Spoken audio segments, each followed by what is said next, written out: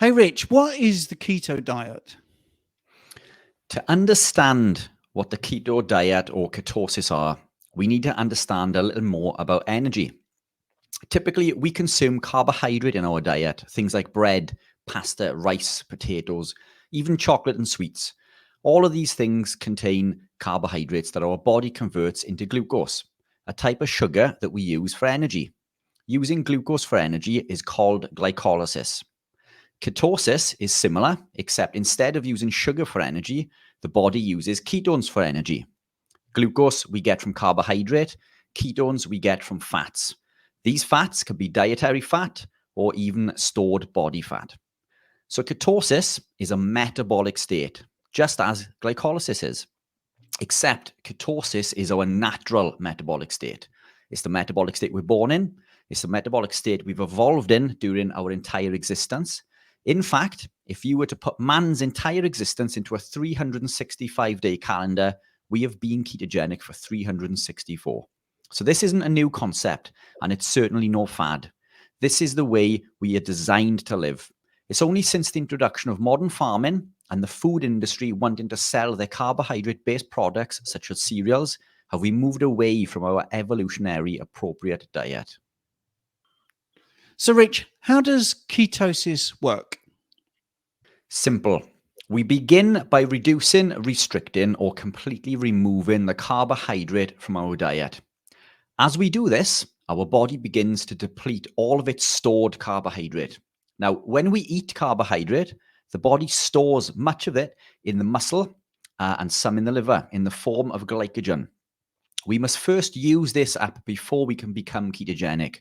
This can take anywhere between 1 to 3 days, depending on how much carbohydrate or glycogen you have stored. Once the stored carbohydrate has been depleted, the body switches back to its primary metabolic state of burning fat. This is ketosis. The body now breaks down dietary fat and body fat and converts them into ketones. We use these ketones for energy. What can I expect when I go keto in the early stages?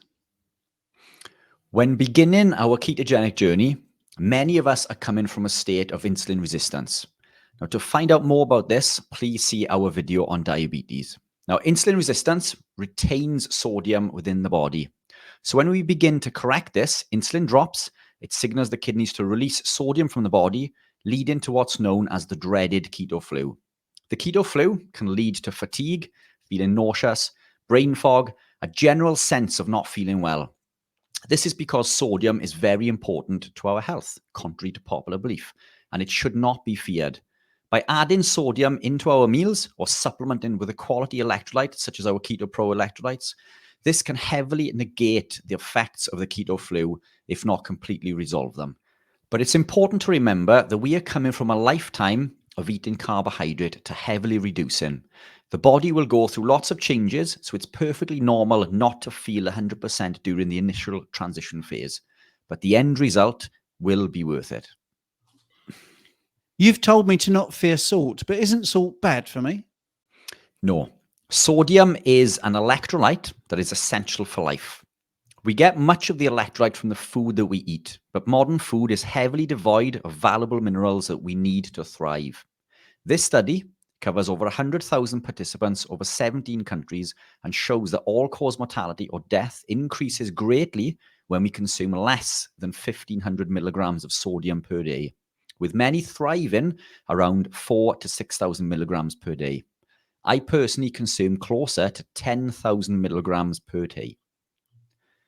The fear of sodium comes from the thinking that it increases blood pressure and leads to heart attack. This, however, is false. As we have stated previously, the offending compound here is elevated insulin. Elevated insulin retains sodium within the body, leading to high blood pressure. But the insulin is the root cause, not the sodium. Once we have addressed the elevated insulin, our blood pressure recovers. What can I expect after my body adapts to the ketogenic diet? As your body adjusts to utilizing ketones, you can expect to see an increase in energy, both physical and mental. The brain, the body, and the heart all preference ketones. So our body works better and our brain thrives, giving you a mental clarity like never before. Energy crashes will become less and less until you barely get them at all. Hunger and cravings for carbs will become less and less. And ketones help with inflammation, so aches and pains are massively improved, if not completely resolved. The whole body begins to heal and repair. You'll feel a general sense of well-being. The ketogenic diet has been used to help people with all sorts of health issues, ranging from diabetes to dementia and even cancer. This feeling of general well-being is reported by many to keep improving for as much as 12 months. So any benefits seen in the early stages is just going to get better. Is the ketogenic diet dangerous? Not at all. Remember, this is our natural metabolic state. This is the way humans are meant to live. Much of the negative information you see is based on poor research and misconception. Many of the modern illnesses and diseases we know of come from two things: insulin resistance and inflammation. Being ketogenic improves insulin resistance and blocks inflammation. This is why so many living the lifestyle report significant health improvements. Following a stricter ketogenic lifestyle would also see the removal of many toxic compounds found in the modern diet, namely vegetable oils or seed oils. These oils are high in an oxidized omega-6 called linoleic acid, which damages the liver, leading to insulin resistance, as well as causing oxidative damage to the cells, which can last for years. We have a video explaining more about the science behind this in the link below. Isn't it dangerous to eat fat because it's going to raise my cholesterol? So there are a number of things to address here. The first being, everything that we have been taught about cholesterol is incorrect. Cholesterol is in fact essential for life, and we should not fear it. We have been told since the 1950s that saturated fats lead to heart disease. This study came from a man by the name of Ansel Keys, and all of the fears of fat came from this one study. This study has since been disproven many times, and Ansel Keys was in fact paid to falsify his research by sugar companies such as Kellogg's. So they could sell you breakfast cereal instead of you eating a heart-healthy breakfast of bacon and eggs cooked in butter. Also remember, every cell within the body is made of protein. Every cell in the body is made of fat.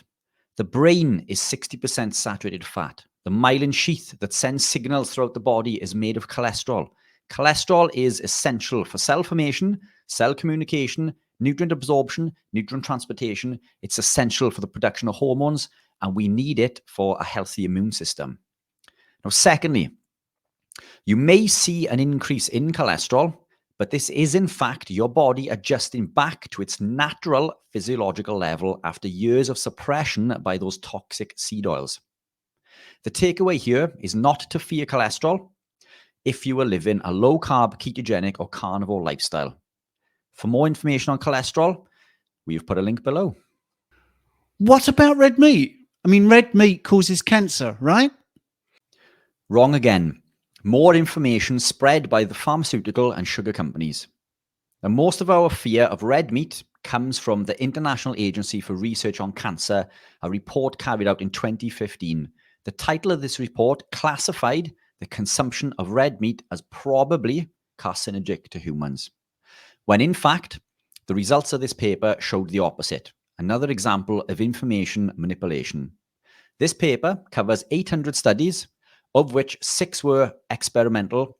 3 of these were done on rodents, in which they injected the rodents with carcinogens genuinely, and then deemed that the red meat had caused the cancer.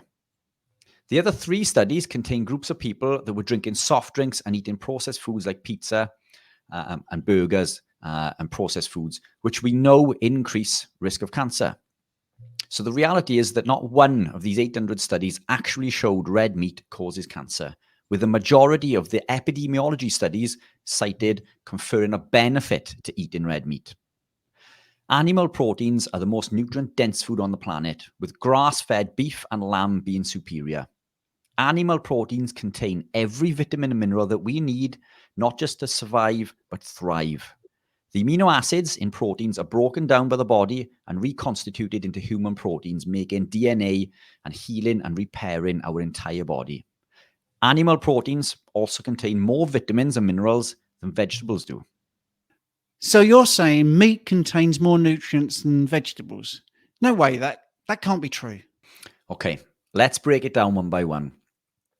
As you can see from the slide attached, vegetables do not contain vitamin A, which is crazy, right?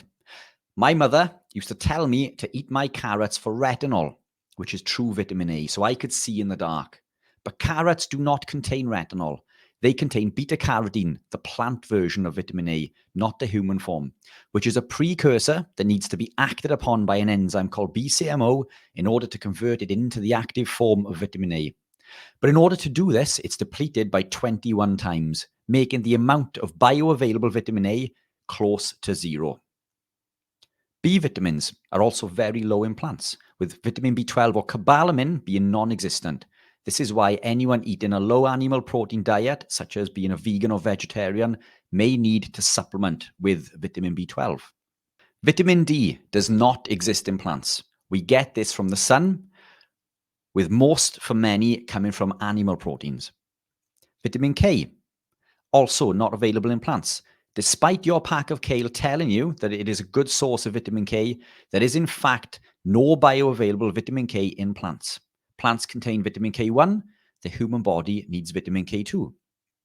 And contrary to popular belief, vitamin C is also found in animal proteins. Now, the interesting thing when it comes to vitamin C is that it competes for absorption through the same metabolic pathway as carbohydrate. So when we reduce carbohydrate, our requirement for vitamin C becomes less. Then we have things like choline, creatine, carnitine, carnosine. All of these things we can only get from animal proteins. Every vitamin and mineral we need, not just to survive but thrive, can be found in abundance in animal proteins. We do not need to consume any vegetables whatsoever. Now, that doesn't mean I'm telling you not to consume any vegetables, but it's important to highlight the fact that we need animal proteins, and a diet focused on health and well-being should always be preferencing them over anything else. We certainly should not be fearing animal proteins. What can I eat on a keto diet? Very simple. So if you follow this simple process, you'll be heading down the path to improving your health and well-being very quickly. Now, eat anything that has been hit directly by sunlight, animal proteins, meats, eggs, fish, for example, and any vegetables that grow above the ground with the exception of grains. And remember to salt your meals with a quality salt, a rock salt or sea salt. These contain electrolytes, and electrolytes are very important. So you may want to supplement with a quality electrolyte. We have a link below for this. Replace your vegetable and seed oils for fat that is hard at room temperature, such as butter, tallow, lard, or ghee, or simply cook your meat in its own juices. Limit the amount of carbohydrate you consume to less than 20 grams, to 20 grams or less. But eat as much animal protein as you like.